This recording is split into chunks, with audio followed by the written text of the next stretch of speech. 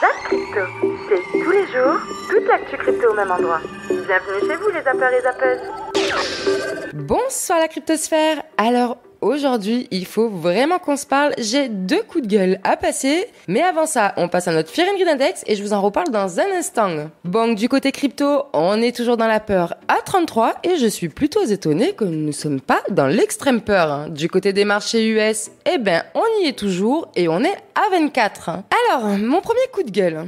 Alors avant toute chose, pour éviter qu'on me traite de t'as le seum parce que t'as perdu ton fric, etc., je n'ai jamais eu d'USDC. Pourquoi ? J'ai beaucoup de mal avec toutes les entités qui sont très proches des régulateurs, des États. Donc du moment que quelqu'un se fait pomper ou pompe sur le marché traditionnel, je fuis. En sachant déjà de toute façon que je n'aime pas les échanges en règle générale. Et l'USDC était très loin derrière. Mais mon coup de gueule. Alors, mon coup de gueule, c'est cette news. Coinbase et Binance suspendent les conversions en USDC. Alors moi, j'ai une question à vous poser. J'aimerais savoir si je suis folle, peut-être que je suis une psychopathe qui adore le sang. Mais moi, il y a quelque chose qui me dérange. Comment ça se fait que dans notre écosystème, on se retrouve, puis c'est pas la première fois, vous le savez maintenant, dès qu'il y a quelque chose qui va pas, tel échange suspend machin, tel échange va empêcher les retraits, tel échange va empêcher les dépôts. Littéralement, j'ai l'impression de me retrouver dans le monde traditionnel, mais levier x100. Les gars, c'est notre mère et notre père, ils décident que, pour les gens, pour éviter qu'ils FUD, allez, on bloque. Mais non, laissez les gens faire. Si les gens, ils ont envie de tout retirer et qu'à un moment donné, ça bloque, tant pis, ça part direct à la poubelle vu que c'est de la merde. Voilà, laissons le marché faire les choses. Est-ce qu'on a envie de se retrouver dans le même système que le marché traditionnel ? Je ne pense pas. En tout cas, ce n'est pas mon cas et je serais très curieuse d'avoir votre avis sur ce sujet-là. Évidemment, je comprends que certaines personnes puissent penser que ça peut être une sécurité pour certains, pour éviter que ça s'effondre davantage. Mais la réalité, c'est que si ça perd, c'est qu'à un moment donné, il y a une perte de confiance. Si les gens commencent à sortir, c'est qu'ils ont une perte de confiance. Donc, c'est qu'il y a un problème. Second coup de gueule. Ah ouais, aujourd'hui, je suis remontée, les gars. Je vous dis que là, au bout d'un moment, il faut arrêter de nous prendre pour des cons. Vous allez découvrir un petit extrait de Monsieur Rabbit qui vous présente le petit événement NFT Paris, qui avait l'air apparemment génial. Mais encore une fois, j'ai un petit problème avec ce genre d'événement. Alors, il y a Binance Blockchain Week, il y avait Surfing Bitcoin, NFT Paris et j'ai pris XD de l'écosystème Elrond. Je vous donne les prix. On fait vraiment à la louche. Là, on voit 700 € pour Binance Blockchain Week. Surfing Bitcoin, ça va jusqu'à 800 balles. Il y a un ticket gratuit, mais apparemment, vous pouvez pas assister à une seule conférence, donc super. NFT Paris, le moins cher apparemment c'était 60 €, mais je lis avec la possibilité de se rendre à l'événement seulement lors de l'après-midi. Et sinon le tarif plein pot c'est 390 €. XD Elrond, on est entre 600 et 800 balles. Bon, à un moment donné il faut qu'on se pose les gars.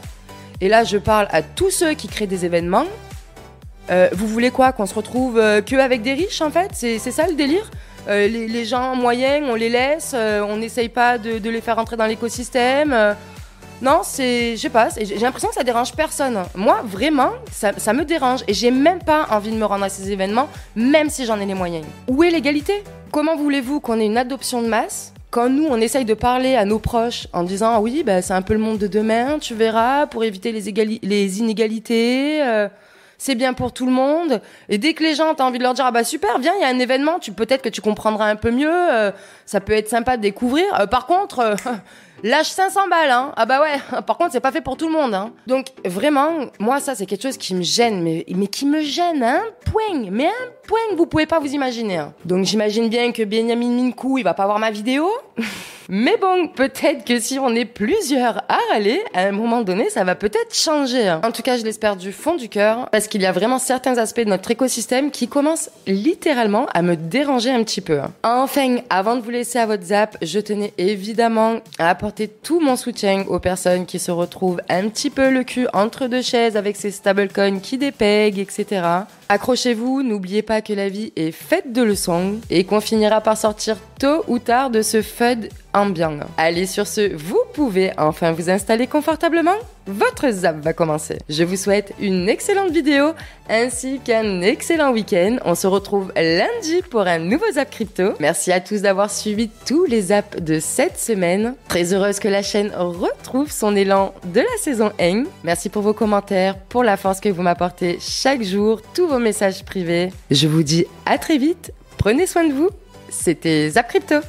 Sois passionné par ce que tu fais et une vie trépidante, j'ai envie de dire. Et finalement, je peux que conseiller à tout le monde de sortir de sa zone de confort parce que c'est là où on vibre, c'est là où on a des frissons, c'est là où on s'éclate. Et également, quand on parle de tenter, c'est vraiment tout essayer, c'est de tout faire pour y arriver, de sacrifier son temps et, très important, de persévérer. Et ça me fait penser finalement à Elon Musk qui a dit dans une interview « J'essaye et je continue d'essayer » ou je mourrai en essayant. Au cours de cette interview-là, il dit il n'abandonne jamais. Cela fait partie de sa nature, cela fait partie de son ADN. Donc la leçon à retenir, c'est essayer et surtout ne jamais abandonner. Jamais. I don't ever give up. L'atout numéro 5 et la clé de leur réussite, c'est tout simplement de s'abandonner à son travail. Ne plus compter les heures, ne plus compter les jours. Bill Gates parlait que entre 20 ans et 30 ans, il passait ses journées entières, ses week-ends et même, ne parlons même pas des vacances, à travailler son produit, à travailler sur Microsoft et de faire en sorte de distribuer à n'importe qui un ordinateur personnel qu'on a aujourd'hui et qu'on utilise tous les jours. Donc il a répondu à un problème avec une solution. Mais au tout début, il s'est lancé dans tout ce qui était logiciel, alors que les logiciels à l'époque, ça n'existait pas, il n'y avait pas ce type de produit, les gens, ils savaient même pas de quoi ils parlaient, et donc il s'est abandonné à son travail, et Elon Musk de son côté a admis travailler à peu près 80 à 100 heures par semaine pendant toute sa vie, et il parle encore des années 2017, 2018, 2019, il a passé 3 ans dans les hangars de Tesla parce qu'il y avait des problèmes sur la Model 3, et il devait trouver une solution, il dormait à même le sol, sous son bureau, au regard de ses employés pour leur donner la motivation, pour leur dire les gars, je suis pas en train de me siroter un Mai Tai sur les îles Vierges, non, je suis là avec vous en train de galérer et en train de trouver une solution. Et comme il disait, ça motivait les troupes à se bouger les fesses pour trouver cette solution là, et il disait que c'était ses pires années, mais c'est ça qui renforce finalement ce qu'il est aujourd'hui et qui donne encore plus de mérite à sa fortune aujourd'hui parce qu'il est allé la chercher, il a travaillé pour. Et dans ce message là, personnellement, moi je retiens, et tu dois retenir le mot travail. Il n'y a pas de réussite sans travail, il n'y a pas de réussite sans échec. Mais en plus du travail, ici, c'est la persévérance qu'il faut retenir. C'est le fait de ne pas abdiquer, de ne pas abandonner, d'avoir pendant 3 ans dormi au même endroit. 3 ans, tu te rends compte, c'est énorme, sans trouver la solution. Et pourtant, il n'a pas abdiqué, il s'est dit je vais réussir. Binance se fait littéralement attaquer de tous les côtés. Et aujourd'hui encore, on a un nouveau rebondissement.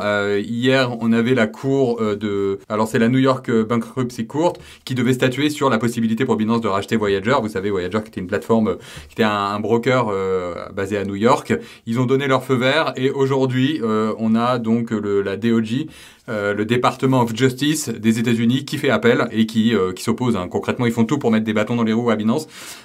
Et ils font tout, vraiment tout, parce que déjà il y avait eu, bon je vais pas le répéter à chaque fois, mais il y avait Signature qui avait empêché, qui interdit maintenant l'accès à Binance, donc à Swift, plus d'accès au dollar dans le monde traditionnel. Il y a la SEC et l'État de New York qui empêchent Paxos d'émettre des BUSD, donc le stablecoin de Binance. Là, plus d'accès au dollar dans l'écosystème des cryptos. On a vu qu'il y avait le Congrès qui s'attaquait directement à Binance en les empêchant, en leur collant des affaires sur le dos. Et on voit maintenant le département de justice, donc tout le monde s'y met. Et ça crée vraiment une atmosphère tendue, évidemment.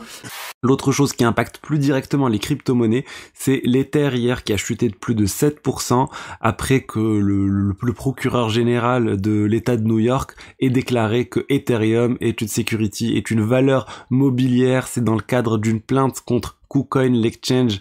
L'État de New York a porté plainte contre KuCoin justement pour ne pas avoir respecté la régulation de l'État de New York. Ils n'ont pas demandé leur licence qui leur permettrait de trader justement des valeurs mobilières, et ils considèrent l'Ether comme un certain nombre d'actifs comme des valeurs mobilières. Donc là, c'est inquiétant. Ça veut dire que l'Ether est clairement, si c'est vrai, encore une fois, ils ont pas encore prouvé ça, c'est ce qu'ils devront défendre devant un juge, que l'Ether c'est une security, c'est une valeur mobilière, et ça complique complique les choses pour l'Ether et pour l'ensemble des crypto-monnaies. Si l'Ether est considéré comme une valeur mobilière, honnêtement, quasiment toutes les crypto-monnaies, sauf le Bitcoin ou très peu d'autres crypto-monnaies, seront considérées aussi de la sorte. Pourquoi c'est inquiétant? Parce que ça veut dire que les divers exchanges américains devront demander l'autorisation de la SEC pour pouvoir continuer de lister l'Ether et les autres cryptos similaires. Et il n'y a aucune garantie que la SEC offre ces autorisations. On sait qu'ils sont quand même assez anti-crypto, et avec les diverses complexités qu'ils peuvent mettre et les bâtons dans les roues des sociétés crypto, je pense qu'ils vont plus aller vers une interdiction globale. Donc vivement que le Congrès, que les parlementaires aux États-Unis qui publient des lois sur le sujet et que ça soit beaucoup plus clair pour tout le monde qu'est-ce qui est des valeurs mobilières, qu'est-ce qui n'est pas des valeurs mobilières. Et c'est vraiment cette annonce sur l'Ethereum, ça, pour moi, c'est ce qui a déclenché la chute hier. Le raisonnement, il se tient malheureusement, c'est qu'ils disent l'Ether, il y a eu une ICO, effectivement, il y a eu une vente initialement, il y a eu ensuite un développement qui a été fait par les développeurs pour créer l'Ether, et le passage en proof of stake, c'est aussi quelque chose qui montre que les développeurs ont continué de travailler, ils ont créé de la valeur pour les investisseurs qui possèdent de l'Ether, et avec l'Ether, on peut le staker directement et avoir des intérêts. Donc c'est, on va dire, c'est classique et ça ressemble à des actions en bourse. Donc bon, on va voir si ça va tenir, comment ça va se défendre, mais vraiment c'est pas une bonne nouvelle pour quasiment tout l'écosystème. Si on reste sur cette logique, il y aurait que le Bitcoin qui serait vraiment à part. Rappelez-vous de 2008 avec la crise de subprime, comment c'était passé? En gros, on avait une succession de petites banques, et puis après, c'était devenu de plus en plus gros, qui se pétaient la gueule. Et heureusement, on avait eu le gouvernement des États-Unis, enfin, je sais plus ce que c'était à l'époque, mais je pense que c'était la Fed derrière qui avait réinjecté de l'argent pour sauver tout ça. Parce que, en fait, c'était le gros bordel. Si vous voulez, à l'époque, en 2008, alors moi j'avais 8 ans, du coup, je m'en souviens pas, mais avec ce que j'ai pu entendre, avec les connaissances que j'ai acquises sur ça, c'est qu'en gros, on pense tous à Lehman Brothers qui s'est écroulé, mais c'est pas fait tout de suite. On a eu d'abord plusieurs autres banques qui ont été d'abord mis en faillite, et petit à petit en fait ça allait gratter de plus en plus de grosses banques. Et d'abord c'est une petite banque qui était loin, voilà, peut-être la 100e banque la plus grosse des États-Unis, puis après petit à petit ça allait gratter de plus en plus fort en termes de banques qui étaient conséquentes, qui avaient de l'importance, qui avaient de la capitalisation, jusqu'à arriver où je sais plus ce que c'était l'avant-dernière banque, mais je crois que c'était la 6e plus grosse banque des États-Unis, puis après c'était la 4e plus grosse banque des États-Unis, donc Lehman Brothers. Et après si ça s'arrêtait pas, on aurait eu d'autres banques derrière encore plus grosses qui se seraient effondrées aussi, et même les trucs d'assurance et tout par rapport aux banques, ça aurait été la merde. Et heureusement je ne sais pas, mais du coup il y a eu un gros plan en termes d'argent injecté pour stabiliser tout ça, pour réinjecter de l'argent à fond dans ce système-là pour pas qu'il s'écroule en fait tout simplement. Et on n'est pas passé loin de la catastrophe. Et c'est intéressant parce que là on reforme le début de ça, les prémices de 2008, où on a les petites banques, on a quand même la 18e plus grosse banque des États-Unis, c'est quand même pas rien, qui voilà se met en galère, en faillite. Et du coup il va falloir vraiment le surveiller durant les prochains jours, parce qu'on pourrait avoir une cascade comme ça de faillites qui s'enchaînent de plus en plus gros, jusqu'à ce qu'on ait vraiment l'État, les États-Unis qui interviennent pour arrêter ça et faire comme en 2008. Je pense pas qu'on est dans cette situation-là, mais à surveiller quand même, parce que c'est pas quelque chose non plus à écarter complètement, parce qu'on l'a déjà vécu il y a quelques décennies, c'est pas possible que ça se reproduise. Et autre banque qui a eu aussi la contagion, on a un good value qui nous dit l'effet de contagion continue sur les banques US à l'ouverture de Wall Street, c'est au tour de First Republic Bank de décrocher et de prendre moins 50% en séance. Et en fait tout ça, voilà, ça vient du problème de liquidité. On a trop peu de liquidité, ce qui fait que ça pose problème en fait. Et comme d'habitude, ça fait les cascades. C'est pareil dans tous les domaines, pareil dans les cryptos. Quand vous avez un qui commence à être dans la merde, après ça manque de liquidité pour les autres aussi, qui sont directement liés avec celui qui est dans la merde, et donc ça les met à leur tour dans la merde. Ce qui fait que tout ça en fait au milieu, ce qui empêche de faire la fluidité de tout ça, c'est le manque de liquidité. Et c'est le même problème de partout. C'est-à-dire qu'actuellement en France, si par exemple vous avez 200 000 euros dans votre banque, vous pouvez pas, vous n'avez pas réellement 200 000 euros dans votre banque. Ça, pour moi, ça, je trouve, c'est problématique. Et en liquide, il y a avoir beaucoup moins. Je ne sais pas à combien c'est exactement les chiffres, mais c'est un truc du genre 20 000, 30 000 euros de liquidité. Même, ça se trouve, c'est moins, alors que normalement, vous êtes 200 000 euros. Et en fait, c'est pas un problème parce qu'il n'y a pas tout le monde qui va retirer son argent d'un seul coup. Mais si par exemple, tous les gens, toutes les personnes, je sais pas, par exemple, de Crédit Mutuel veulent retirer leur argent d'un seul coup, eh ben, il n'y aura pas assez de liquidité pour payer tout le monde, quoi. Et là, du coup, c'est au-dessus que ça doit intervenir au niveau des banques centrales, au niveau de la BCE, tout ça. Enfin, en tout cas, tout ce qu'on peut retenir, c'est que c'est pas un domaine, je trouve, c'est la finance traditionnelle avec les banques commerciales et même les banques centrales, c'est encore plus mauvais comme système que le système des cryptos, qui je trouve est plus juste. Parce que en fait, dans les cryptos, si vous avez avait ce genre de situation qui se produit, si les gens s'en rendent compte, le truc va s'effondrer direct. Et si par exemple, voilà, dès que FTX on s'est rendu compte qu'ils avaient plus de liquidité, le truc s'est direct effondré, et puis tant pis, ceux qui avaient de l'argent dedans, bah, on a tout perdu, et c'est pas grave, ça fait le ménage, et au moins après, on garde que les bons. Alors que là, en fait, ils maintiennent ce système-là en mettant des pansements à chaque fois qu'il y a des blessures avec les banques centrales. Donc c'est un problème. Et c'est ce qui forme après aussi ce genre de cascade, quoi, qui devient vite incontrôlable. Nous avons encore un acteur qui se fait défoncé. Nous avons BlockFi qui vient de perdre 227 millions de dollars. Alors ça n'en finit plus pour BlockFi, les pauvres. Là, je pense que ça va être la goutte qui va faire déborder le vase. Je pense que cet acteur, on ne le verra absolument plus parce que globalement, après avoir souffert de Terra Luna, de 3AC, de FTX, là, on se retrouve encore sur un choc qui est juste colossal.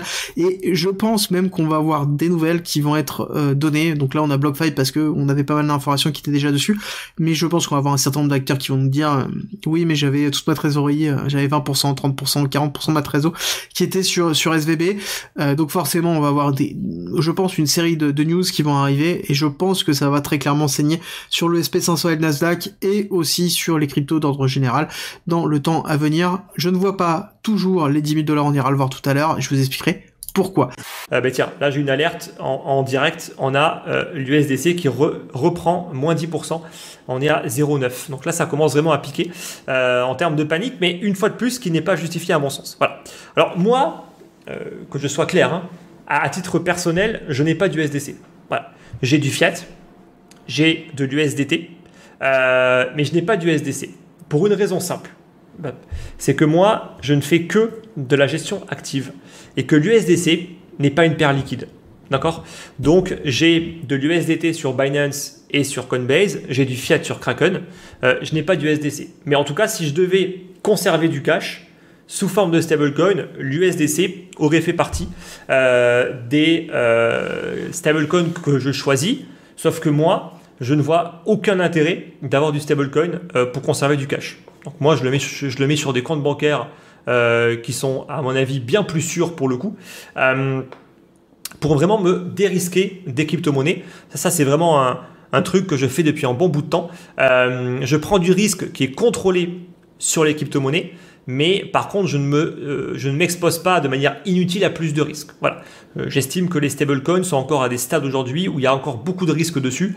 Et donc, si j'ai de l'argent à placer, je préfère le mettre sur des brokers comme Interactive Broker, sur des bons du trésor américain, sur des brokers en Suisse comme Swissquote, plutôt que de les avoir sur de l'USDC. Voilà. Et pour le coup, pour l'instant, je m'en porte plutôt bien. Bref, donc voilà. Ensuite, on va finir avec MakerDAO. Donc très souvent, on se dit, ok, dans ce cas-là, je vais me tourner vers des stablecoins qui sont décentralisés. Oui, sauf que s'ils ont un PEG, c'est parce qu'il y a du collatéral derrière, une fois de plus. Donc là, il y a un surcollatéral de l'ordre de 150%, certes, mais il y a un gros mais. Si on regarde, qu'est-ce qu'ils ont comme collatéral ? De l'USDC. Voilà. Donc, même si là, ils ont commencé un petit peu à essayer de même prendre justement des bons du trésor américain comme collatéral, force est quand même de constater qu'ils ont, pour le coup, plusieurs milliards, et pour le DAI, ça fait beaucoup, en USDC. Donc, s'il y a un dépeg, et comme c'est en train d'arriver, le gros risque, une fois de plus, c'est le comportement des gens. S'il y a un mouvement de panique, même qui est injustifié, le PEG, s'il s'effondre, ça provoquera quoi ? Des liquidations. Parce que le collatéral sur DAI va baisser. Alors même si là, il nous faudrait vraiment un gros dépeg, parce qu'on a quand même 150%, donc ça veut dire que il faudrait que vraiment que l'USDC, il s'effondre, quoi. Littéralement, il faudrait que l'USDC s'effondre pour que ça puisse créer des mouvements de liquidation, parce que grosso modo, là, il faudrait que le collatéral il perde dans les 30 à 40% pour commencer vraiment à provoquer des liquidations massives. Voilà. Ce qui après ferait un effet boule de neige qui ferait encore plus baisser les actifs parce qu'ils ont aussi pas mal d'Ether. Voilà. Donc le DAI, pour moi, il est tout autant risqué, si ce n'est même plus que l'USDC. Voilà. Donc voilà, grande prudence une fois de plus, ne croyez pas que le DAI, voilà, c'est une valeur sûre parce que c'est décentralisé, absolument pas. La vidéo dure déjà assez longtemps, donc là je vais arrêter. Mais en tout cas, voilà, j'espère que tout est clair par rapport à ça maintenant, que c'est beaucoup plus clair. Après, c'est à vous d'arbitrer. je ne cesse de répéter, diversification des plateformes, diversification des stablecoins. Maintenant, si des personnes ont tout foutu en USDC, je suis désolé, mais une fois de plus, c'est votre faute. Les déclencheurs du bank run. Alors, un bank run ou panique bancaire désigne une situation dans laquelle de nombreux déposants retirent principalement tout leur argent de la banque par peur de la perte et craignant pour la solvabilité évidemment de la banque. Suite au retrait massif et simultané des dépôts d'un grand nombre de clients, la banque peut se retrouver à court de fonds et donc en situation de faillite. C'est ce que je vous ai dit. Situation de faillite surtout parce qu'en plus, elle est forcée de vendre des choses qu'elle n'aurait pas vendues maintenant à un coût beaucoup plus bas. Dès qu'on doit vendre un stock, au mauvais moment dans sa vie, eh bien on le vend mal. C'est comme quand je vous explique, moi en trading, il faut faire attention, on dit oui, je fais du long terme, mais le jour où vous aurez besoin de vendre ce que vous avez placé, ce n'est peut-être pas au bon moment. Et vous aurez une urgence, parce que vous achetez une maison, un immeuble, un jet, un kilo de pommes de terre, j'en sais pas. Je sais pas pourquoi vous aurez besoin de cet argent, mais c'est pour ça qu'on prévoit à l'avance de prendre des profits à longueur de temps, parce que le moment où vous vendez, en règle générale, et croyez-moi, c'est l'expérience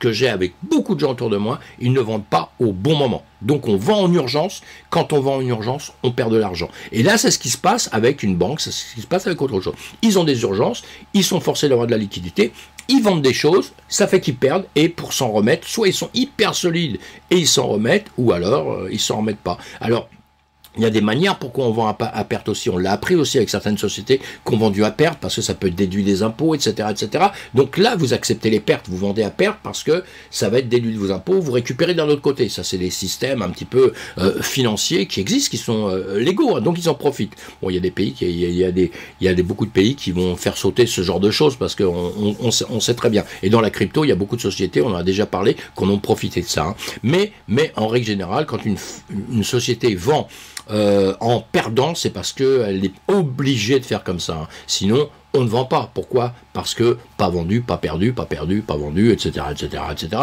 L'histoire que vous connaissez bien, quand on n'est pas pressé, qu'on a de l'argent, tout va bien. C'est pour ça qu'il y en a dans un cas de faillite comme ça, dans des cas difficiles comme on vit aujourd'hui, eh bien, il y en a qui vont réussir à faire des grosses fortunes. C'est comme ça.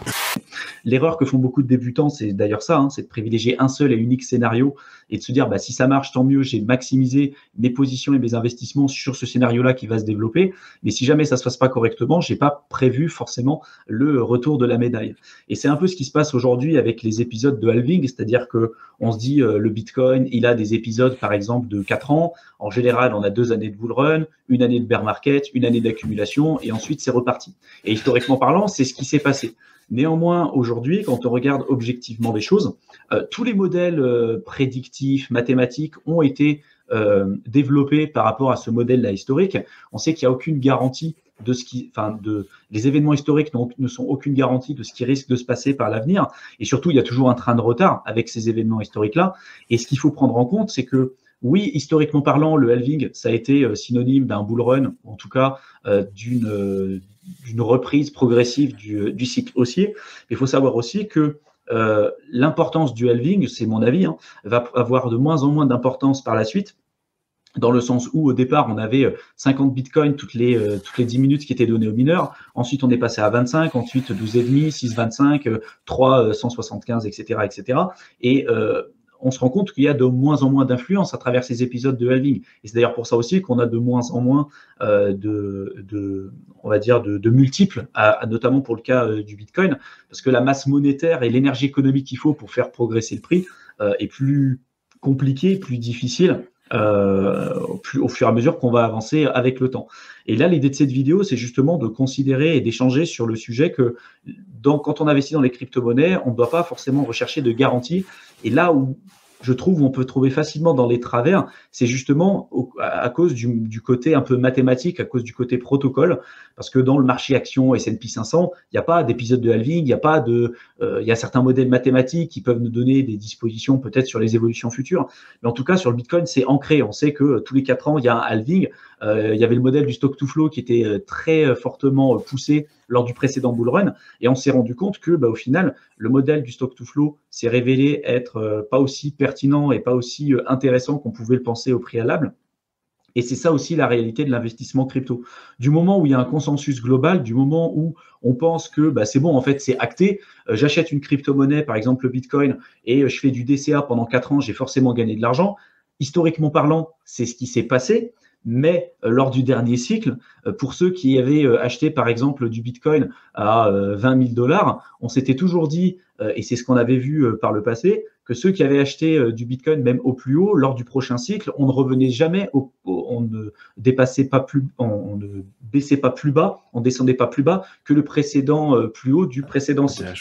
Ouais, de l'ATH. Et au final, ça n'a pas été le cas. On s'est retrouvé des personnes qui pouvaient acheter du Bitcoin à 20 000 $ en 2017, 5 ans après, on était descendu à 16 500. Il y a des personnes qui pouvaient encore se retrouver dans le trou. Donc on voit que quand il y a, en fait, pour moi, le risque, c'est quand il y a une certaine garantie, quand on se dit, en fait, c'est simple, il y a le halving, je fais du DCA pendant 4 ans, en fait, c'est déjà gagné, tu vois, j'ai tout de suite déjà gagné de l'argent parce que, forcément, historiquement parlant, c'est comme ça que ça s'est passé. Et c'est là, je trouve, où il y a un risque parce que, dans l'investissement général et surtout aussi dans l'investissement crypto, il n'y a justement aucune garantie, il n'y a qu'une gestion de risque, quoi.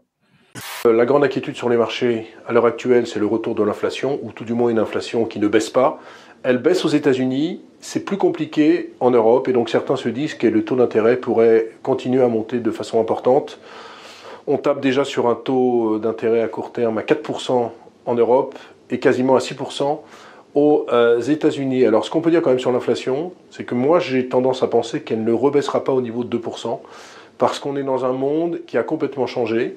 Il y a ce qu'on appelle une remondialisation, c'est-à-dire que grosso modo, ou plutôt une démondialisation pour employer le terme le plus adéquat, grosso modo les entreprises préfèrent relocaliser en Europe, et donc quand vous relocalisez en Europe, ça coûte beaucoup plus cher en termes de coût de production par rapport à l'Asie, donc ça c'est assez inflationniste. La deuxième problématique inflationniste, c'est la transition énergétique. On sait très bien que tout ce qui est transition énergétique oblige à dépenser beaucoup plus. Et le troisième élément, c'est lié à la démographie. On voit très bien qu'en Europe et qu'en Chine, il y a une baisse de la population. Et donc, qui dit une baisse de la population, dit des tensions sur le marché de l'emploi, moins de chômeurs. On voit très bien en Europe qu'on est dans une situation avec une croissance zéro et un chômage qui est au plus bas depuis 14 ans. Et donc, ces trois éléments me font dire que l'inflation n'est pas près d'être vaincue. On n'ira sans doute pas à 2%, on restera entre 3 et 4%. Et c'est pour ça que même si les taux se mettent à baisser, il ne faut pas s'attendre à des taux qui reviennent à zéro. C'était important de le souligner. Et ce que je vous montrais, voilà, c'est le marché obligataire. Bam! Les taux de rendement obligataires s'écroulent. Bam! S'écroulent. Alors, là, tu vas me dire, qu'est-ce que c'est, Foufi?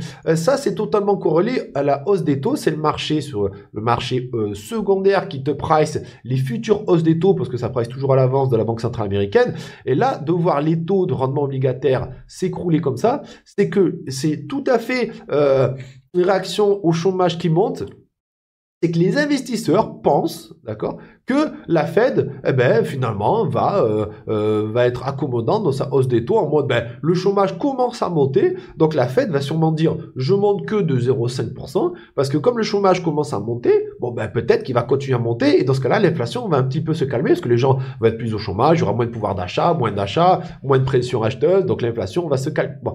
Et donc là, tu peux voir que les investisseurs, ils sont méga réactifs, c'est la folie, quoi. C'est du gros n'importe quoi. Quand tu vois ici des bougies vertes comme ça, où genre, bim, ça explose vers le haut dès qu'il y a une bad news, et là, une bonne news pour l'inflation, bim, ça explose, et les investisseurs, ils sont fous, quoi. Voilà.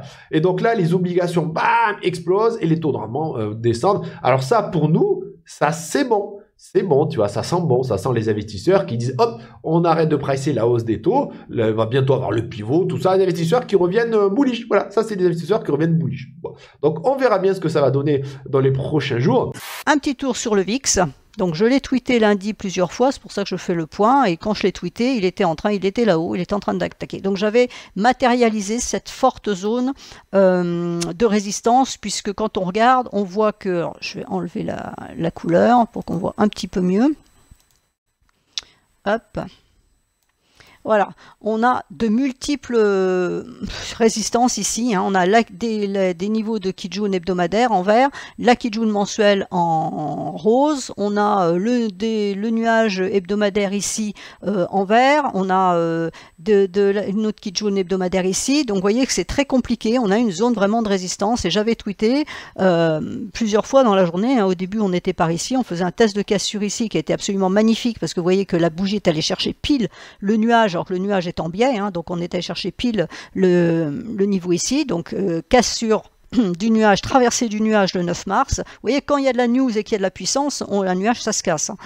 Et puis, on est revenu chercher ce niveau-là vendredi matin, donc, et après, enfin, vendredi matin, en début de session américaine, et ensuite, on est reparti à la hausse et on est monté jusque là-haut avant que ça se calme, puisque logiquement, c'est vendredi, donc on ferme les positions, donc le VIX s'est calmé, c'est la logique même. Mais bon, ça prouve qu'il y a quelque chose, voilà, ça prouve quand même une certaine nervosité, et j'avais dit, attention, si ce niveau, cette zone de résistance casse, ça serait dangereux. Donc ça n'est pas cassé en clôture.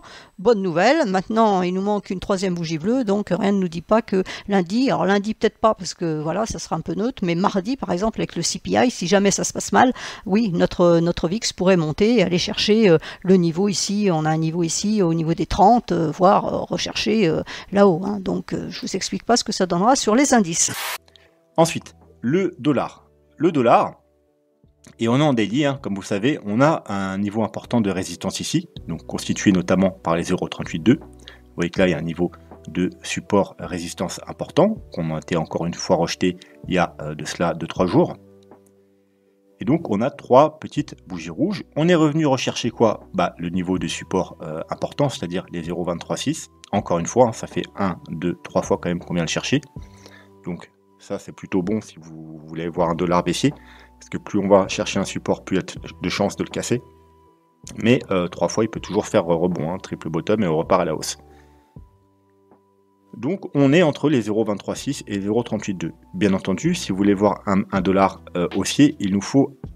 si vous voulez voir, excusez-moi, un bitcoin haussier, il nous faut, ou toutes les cryptos d'ailleurs, il nous faut un dollar baissier. Donc, on va voir un peu... On va s'enlever le graphique. Enfin, on va s'enlever les... Hop là. On va même s'enlever le RSI. Donc sur du long terme, bien entendu, le dollar, il est haussier. Sur du moyen terme, il est baissier. Jusqu'à preuve du contraire, jusqu'à ce qu'on ait des preuves, qu'on ait trouvé un bottom, des preuves concrètes, il est toujours baissier. Mais sur du court terme, enfin sur du moyen court terme, il est haussier. Et sur du très court terme, il est baissier. Le Bitcoin, lui, c'est l'inverse. Sur du long terme, il est baissier. Sur du moyen terme, il est haussier. Et sur du très court terme, il est baissier également. Donc ce qui veut dire qu'on a un dollar et un bitcoin sur du très court terme qui vont dans le même sens. Alors vous savez que ça arrive assez souvent. Mais quand ça arrive, eh bien c'est-à-dire qu'il y en a un qui ment. Parce que sur du moyen long terme, ils ne peuvent pas aller dans le même sens. Donc soit c'est le dollar qui ment. C'est-à-dire que là, tant qu'on ne casse pas les 0,236, eh bien, s'il repart à la hausse et ensuite il casse les 0,238,2, il continuera à monter, donc le Bitcoin continuera à descendre. Si par contre, c'est le Bitcoin qui ment, en fait, on est sur la fin justement de cette chute. Donc c'est pour ça que quelques jours, il se calque sur le dollar, mais ensuite le dollar va reprendre sa baisse et le Bitcoin, lui, va trouver son bottom et reprendre la hausse, et tout va se remettre dans l'ordre. C'est ces deux solutions. Pour l'instant, malheureusement, on n'a pas encore la réponse. Il faut que l'un ou l'autre casse des supports ou des résistances importantes, ce qui n'est pas fait. Le dollar, vous voyez, il est dans son range entre les 104 et les 106, entre les 0,236 et les 0,382. Et on repasse maintenant sur Bitcoin avec un autre chart que vous connaissez, donc le Bitcoin Monthly. On avait fait une vidéo vraiment spécifique là-dessus que je vais vous faire vraiment revenir encore une fois ici pour ceux qui ne l'ont pas vu. Voilà, simplement sur ce monthly long terme logarithmique, voilà, deux choses à voir, ce qu'on vient d'introduire tout simplement juste avant, donc cette notion de ligne oblique ici sur le RSI qui donne le premier signal qui a été validé il y a quelques mois maintenant. On avait dit que c'était vraiment l'heure si on voulait commencer à remonter, c'était déjà acté, et le deuxième signal qui est maintenant effectif, c'est vraiment le passage de cette ligne oblique sur cette échelle de prix logarithmique, voilà, qui nous donne un signal notable, qui nous dit pas qu'on va potentiellement repasser en dessous, mais voilà, on avait dit qu'on retenait vraiment les deux clôtures, l'ouverture, la fermeture de plusieurs bougies doji monthly au-dessus de cette ligne comme étant un signal assez notable voilà, de reprise de bull run ou alors au moins voilà, pour attaquer simplement la phase de latéralisation qu'on attend depuis un certain temps. Qu'est-ce qu'on observe aussi sur ce schéma? Simplement les objectifs avec cette ligne-là qu'on peut faire revenir un peu plus foncée. Voilà, donc les lignes, c'est vraiment tout ce qu'il y avait sur le plan, ce qui avait été expliqué sur la dernière vidéo. Voilà, on peut avoir facilement des objectifs, on va dire, sur les 150 000 pour le prochain bull run. Ça, c'est l'autre chose notable qu'on observe, voilà, qu'on avait déjà expliqué. Qu'est-ce qu'on attend à partir de là? Latéralisation ou alors rebond intercycle possible. C'était ça le plan à la base pour quand même redonner des points d'entrée un petit peu plus bas.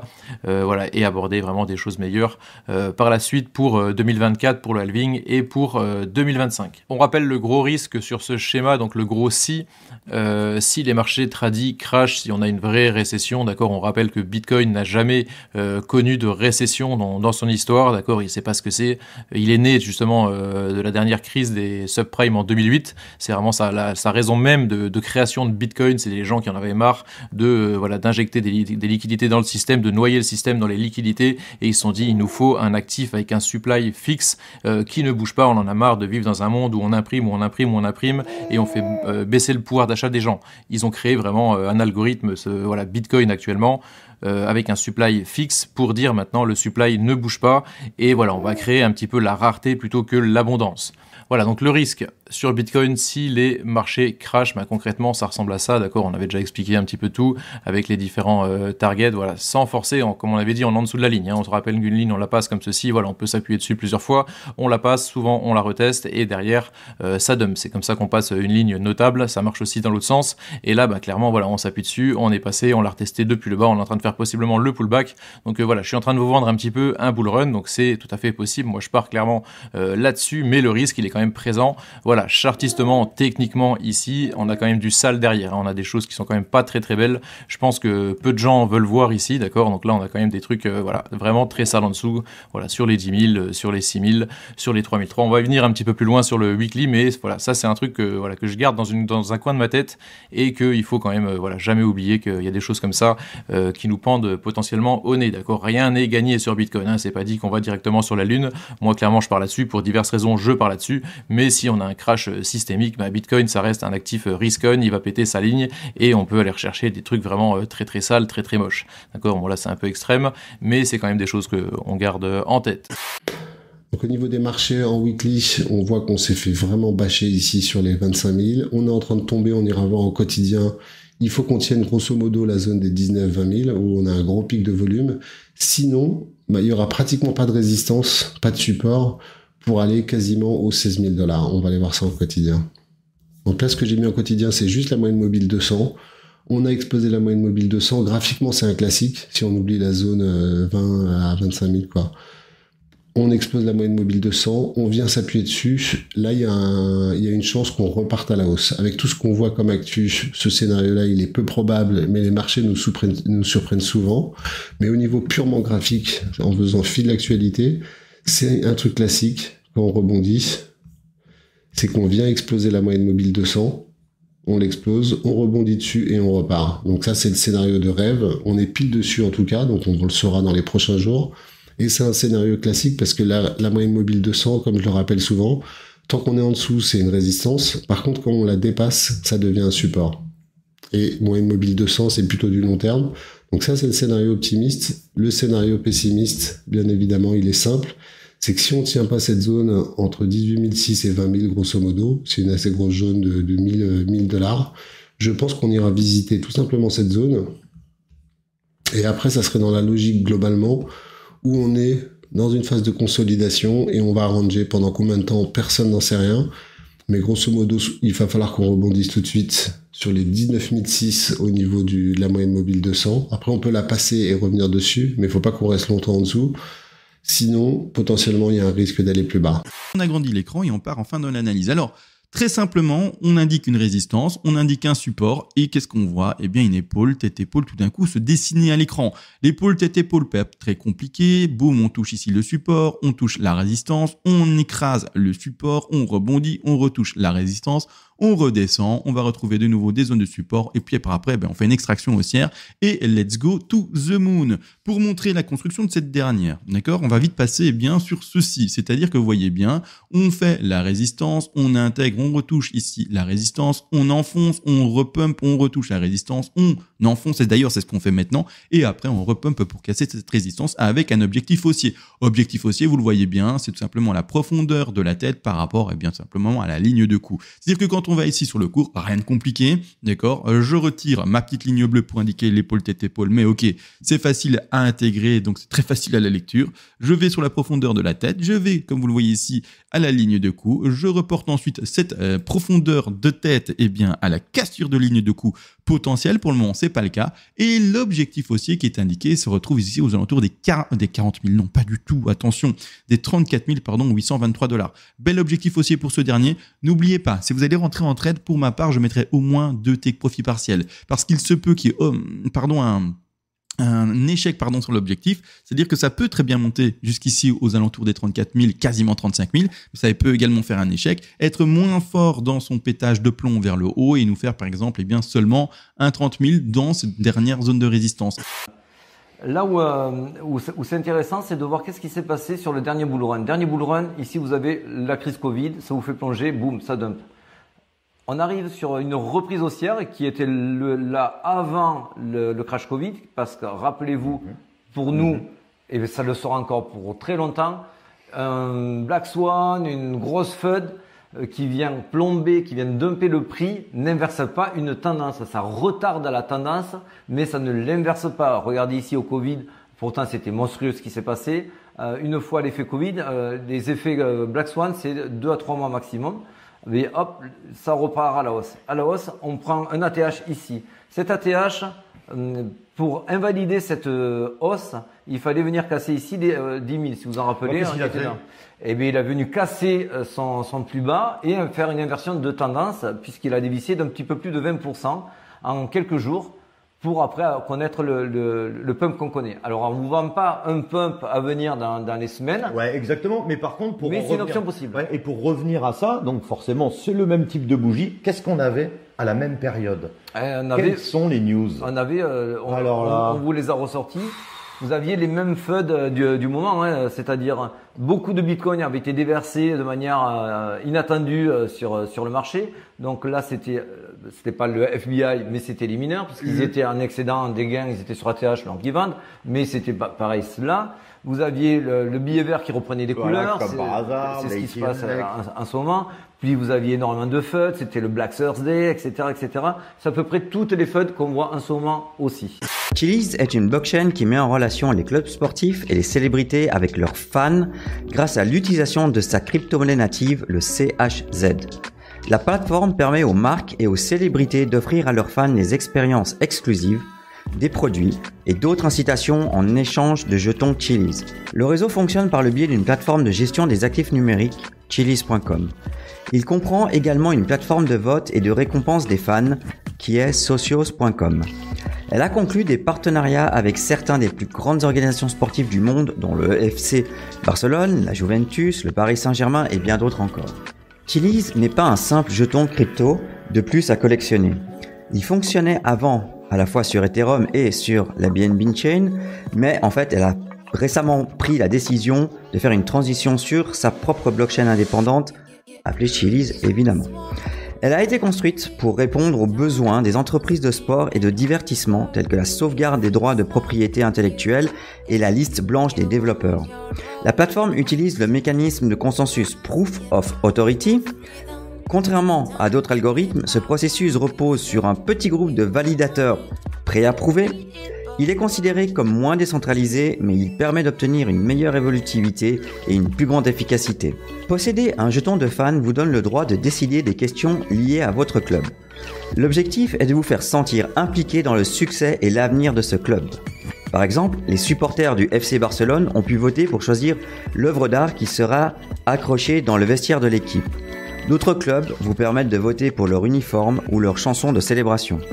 On a rencontré plein de monde. Il y a eu un très fort rayonnement. Il y a quand même eu plus de 10 000 personnes qui se sont rendues sur l'event. C'est vraiment incroyable, quoi. Et du coup, donc c'était sur 2 jours. Moi, le premier jour, je suis arrivé. Je suis d'abord passé à la NFT Factory, qui est une espèce de galerie d'art en fait digitale pour les NFT. Il y avait un event en fait avec Artblock et puis Ledger. Du coup, j'ai rencontré les mecs de Artblock aussi. C'était grave cool. Des artistes aussi comme Alexis André, des gens que je kiffe et tout. C'était vraiment trop bien.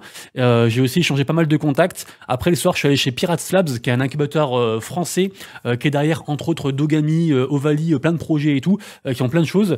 Franchement, je sais pas quoi vous dire, mais en tout cas, d'un point de vue professionnel, c'était fantastique parce que vraiment j'ai réseauté comme jamais. J'ai dormi 3 jours après à la fin, mais c'était trop bien, quoi. D'un point de vue communautaire, c'était trop bien aussi. Il y a aussi plein de side events à côté. Il y avait plein de gens qui se sont retrouvés en fait, qui se voyaient que sur Discord ou que sur Internet et qui se sont retrouvés. Donc du coup, moi j'ai aussi fait des side events. J'ai fait la soirée de clôture. J'ai fait plein de trucs. Enfin, franchement, c'était trop bien, quoi. On a vraiment rencontré du monde. J'ai vu des projets que je kiffe de fou comme Immortal Games, comme le PMU, comme les Schtroumpfs aussi, et plein de trucs. Et franchement, c'est vraiment un truc à faire. Alors, c'est vrai que il y avait aussi Cow, projet sur Elrond que je suis. C'était vraiment un event, j'aurais vraiment regretté en fait de pas y aller. Donc je suis très content de l'avoir fait. Je le ferai pas tout le temps non plus parce que ça coûte des frais, il faut s'héberger, il faut payer le prix du billet. Moi, j'ai eu la chance de me le faire offrir par justement Jeux Crypto FR, mais sinon il faut le payer, donc ça coûtait entre 60 balles et 400 balles. Tu n'es pas rassasié, retrouve à gauche le Zap Crypto de la veille et à droite le Zap Crypto de l'année dernière, jour pour jour. Tu as trouvé une ou plusieurs actus intéressantes? Fais-le moi savoir en commentaire.